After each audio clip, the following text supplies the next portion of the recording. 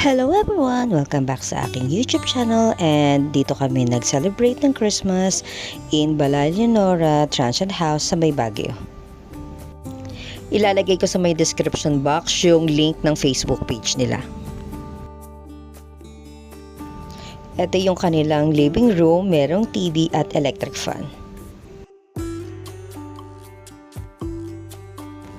Ito naman yung room sa first floor, good for yung bed dito. Meron ding smart TV at meron ding sariling bathroom.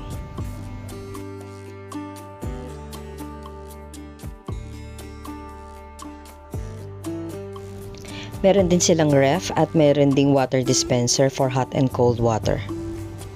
Ito naman yung kitchen nila. Meron ding mga rice cooker, microwave oven, kettle at toaster kayo magagamit.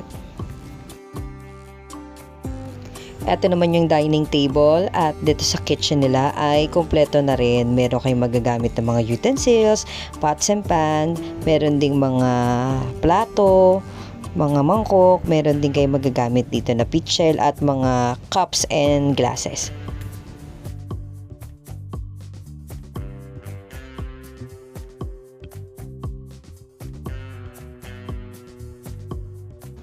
Kung magsistay kayo dito, pwede na kayong hindi magdala ng mga kakailanganin sa kitchen kasi meron naman sila dito.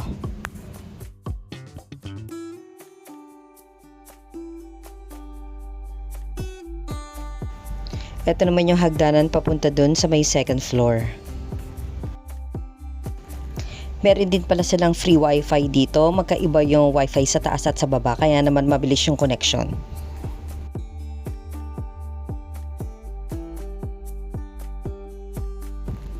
Ito naman yung kwarto dito sa taas. Good for 3 tong kwarto na to. Smart TV at gumagana lahat ng smart TV nila dito.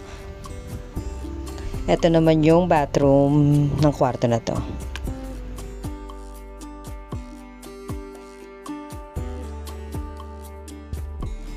Ito naman yung isa pang kwarto. Dito naman for 2 to at meron ding balcony.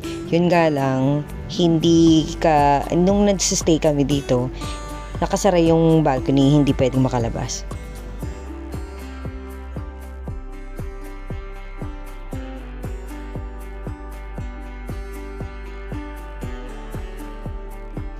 Meron din tong sariling bathroom, isa yon na nagustuhan ko rito. Lahat ng room ay may sariling bathroom, so hindi kayo mag-uunahan. At syempre pag nasa Baguio lahat merong hot shower dito.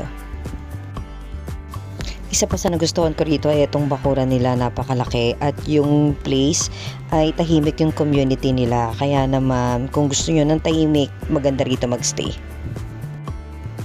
Nag-enjoy kami magstay dito at napakabait ng caretaker nung transient house.